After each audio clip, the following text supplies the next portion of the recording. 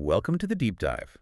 We're here to plunge into compelling ideas, really pulling out the insights you need. Today we're tackling something huge for, well, not just financial success, but maybe even peace of mind with your money. Right. We are diving into the behavior gap. It's a brilliant framework from financial planner Carl Richards. You might know him from his columns or his book, Closing the Behavior Gap, Our Mission.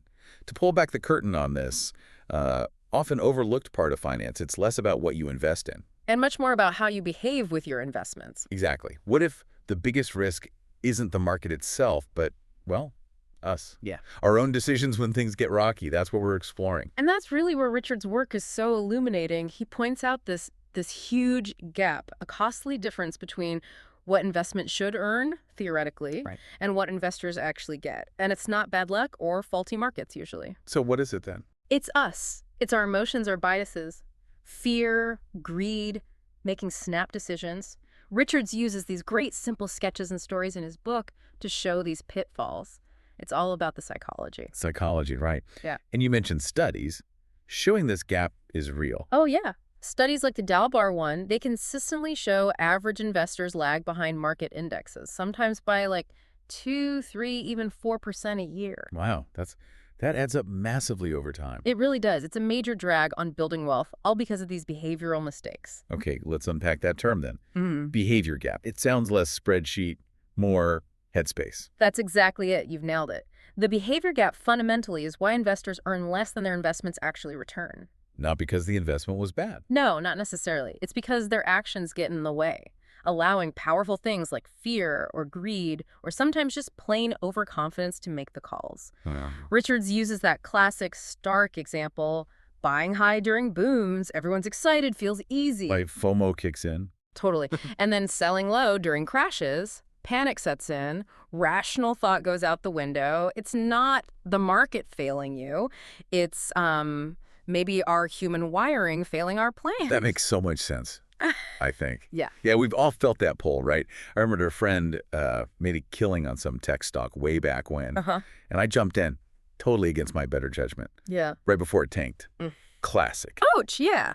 Richard's point is that this is universal. We all feel these So things. it's super relatable. Everyone listening has probably felt that panic watching their balance drop, or that urge to chase something that's soaring. Absolutely. Who hasn't? That little voice saying, get out now, or don't miss this. These aren't just theories. They hit us right in the gut. Yeah. And Richards helps us see them as, predictable patterns, not personal flaws, which is kind of the first step to managing them, right? Recognizing it. Recognizing the pattern. Okay. So it feels natural to chase the exciting thing, doesn't it? To think we need some complex strategy, find the hot stock. People spend hours on charts trying to time things. Yeah. Is that the way, according to Richards? Or is that another one of these behavioral traps? Definitely more of a trap. Richards really champions what he calls the power of simplicity over complexity. Okay. He argues that the finance world often pushes complexity, maybe because it sounds sophisticated or makes people feel like they have an edge. Right, like you need a secret code. Exactly. But in reality, simple plans usually win. Think broad, low-cost index funds, held consistently. His point is really clear. Complexity often creates confusion, which leads to mistakes. If it's too complex, you don't fully grasp it, it's harder to stick with, easier to panic over. So complexity gives us more ways to mess up, basically. More buttons to push when we're emotional. That's a great way to put it. The behavioral advantage of simplicity is huge because it strips away so many of those decision points where you could go wrong. Okay, this is where it gets really interesting then. Because he's not just saying simple is okay, he's saying it's actively better, almost like a shield. The power of simplicity in investing. Precisely. It's not about being clever, it's about discipline. Richards shows how basic stuff, diversification, saving regularly, like clockwork, and just patience. Patience, yeah, the hard part. The really hard part. But that consistently beats trying to outsmart the market. His killer point is that a good enough investment you actually hold on to for years Okay. is way better than chasing the perfect thing you keep ditching or tweaking every time the market hiccups. Simplicity cuts down decision fatigue, cuts fees, and crucially, it lowers the emotional stress. Makes sense. Less stress, less panic selling. You're just less likely to freak out when you understand the basic, solid foundation of what you own. Okay, so we know the market's wild, the economy's unpredictable, we can't control interest rates or, global events. It feels kind of overwhelming sometimes. It can, absolutely. So if we can't control all that noise, what can we actually control with our finances? What's our rudder in this storm? That's such a key question, and Richards gives a really empowering answer. Focus on what you can control. Okay, like what? Well, while the big market swings are out of our hands, fundamental things aren't. We can control our spending. Where does our money actually go? Does it line up with what we value? We can control our savings rate. How much are we actually putting aside regularly? Right. And importantly, we can control our risk tolerance. But not just picking aggressive or conservative, it's about honestly asking yourself. Richards might frame it like, how would you really feel? What would you do if your portfolio dropped 30% next month? Not just theoretically. The gut check. Exactly. Finding your true tolerance, not the one you wish you had. He basically says, energy wasted on predicting markets is better spent on building habits. Solid, controllable habits. Habits, not predictions. Yeah. I like that.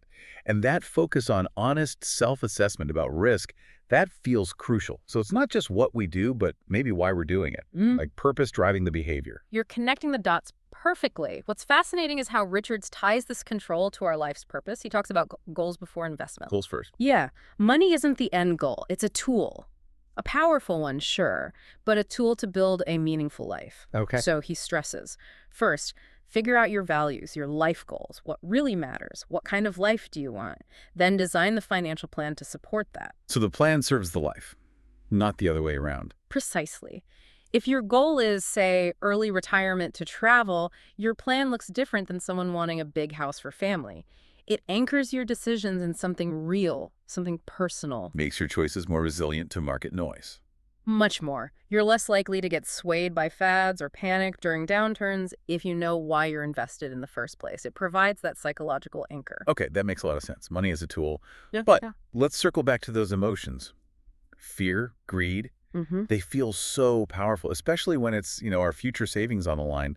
How do we actually manage them? Richards doesn't pull any punches here. He states it bluntly. Emotions are the biggest risk. Bigger than the market. Often, yes, to our outcomes. He breaks down the pitfalls. Fear makes us sell too early, right? You see a 20% drop. That gut reaction is sell. You lock in a loss. Sit in there. We all have. Then greed pushes us to buy too late, chasing that rocket ship just before it falls back to Earth. FOMO again. Yep, and overconfidence. That makes us take silly risks, thinking we know better than everyone else. The key insight, really, is just recognizing these triggers in ourselves. Noticing the feeling. Noticing it, acknowledging it, and maybe having a system in place. Richard suggests things like having a financial guardian or preset rules, something to stop you acting purely on impulse when those feelings flare up. Like a circuit breaker for your emotions. Exactly. A system to prevent those reactive, often damaging decisions. Okay, but life throws curveballs. Yeah. Even if we manage our own heads, stuff happens. Yeah. Job loss, illness, pandemics. How do we prep for those inevitable shocks? Yeah, uncertainty is baked in. Richards advises us to actively plan for uncertainty. He's very practical. Acknowledge that bad stuff, job loss, health scares, market crashes will likely happen at some point. So build flexibility. Flexibility. I like an emergency fund. Definitely. A robust emergency fund is critical. 3 to 6 months of living expenses, ideally. Yeah. That stops you being forced to sell investments at the worst possible time just to cover bills. Right, it buys you breathing room. Huge breathing room. Also, proper insurance, health, disability, life insurance, the things that protect against catastrophic financial hits, and keeping debt manageable. So these aren't just nice-to-haves, they're behavioral buffers. Absolutely. They reduce pressure, reduce the odds you'll make a panicked, emotional financial move you'll regret. They buy you time to think rationally. This raises a question about getting help. If our own behavior is the big problem, and we're meant to keep it simple, is paying for a financial advisor actually worth it? What do they do to help with the behavior part? It's a fair question. Richards has a strong take on the value of advice. He argues a good advisor's main job isn't picking unicorn stocks or timing the market. That's mostly a fool's errand anyway. So what is it then? Their biggest contribution: keeping you from making emotionally driven mistakes. They act as a behavioral coach. The coach. Yeah, an objective outsider, an accountability partner. When the market tanks and you feel that urge to sell everything. They talk you off the ledge. Exactly. They remind you of the plan you made when you were calm and rational. They might gently push back against chasing some hot, risky trend. Richards emphasizes accountability and discipline matter more than technical expertise alone. So they manage the you problem. Often, yes. Their real value is in preventing bad decisions, maybe even more than making brilliant ones. It's about that external check on our impulses. That's a powerful reframe. A behavioral coach. Okay, but does every single little decision need to be perfect? Do we need to agonize over optimizing every penny? Sounds exhausting. Oh, definitely not. And thankfully, Richards introduces this really liberating idea: progress over perfection. Progress, not perfection. I like the sound of that. Right. You don't need to optimize everything to the absolute max. That quest for perfection can actually paralyze you, stop you from doing anything. Analysis paralysis? Totally. Instead, just focus on moving in the right direction consistently. Small steps. Like what kind of steps? Maybe bumping your retirement contribution by just 1%, setting up an automatic weekly savings transfer, even just reviewing your budget once a month, no judgment. These small, consistent wins compound massively over time. So it's about momentum. Exactly. Building positive momentum, good habits, that leads to way more success long term than trying to hit some impossible ideal and then giving up. Wow, what a fantastic deep dive this has been. Okay, let's try and wrap this up for everyone listening. Yeah. The core message from Carl Richards feels really clear and, honestly, quite empowering. It seems the biggest threat isn't the market. It's probably you or me, our own reactions. And the antidote isn't complexity, it's simplicity. Patience, discipline, sticking to the plan, That's the heart of it. and making sure that plan is tied to your actual life goals, your values, not just chasing numbers, learning to spot those emotional traps, the fear, the greed, and maybe building systems, maybe with an advisor, to keep you on track. So, yeah, what does this all really mean for you, the listener? Richard's final thought kind of nails it. The behavior gap. It's less about finance jargon and complex math. And more about psychology. Exactly. It's psychology. Real financial success isn't usually about secret formulas or market timing. It's mostly about avoiding those big, dumb mistakes driven by our own predictable human behavior. Avoiding the mistakes is the win. It's a huge part of the win. By focusing on discipline, staying clear on your why, and embracing simplicity, anyone can shrink that gap. And when you do that, you're not just building wealth. You're maybe building a more peaceful, less stressful financial life. It's about mastering yourself, maybe more than the market. Which leaves us with a final thought, a question for you to think about this week.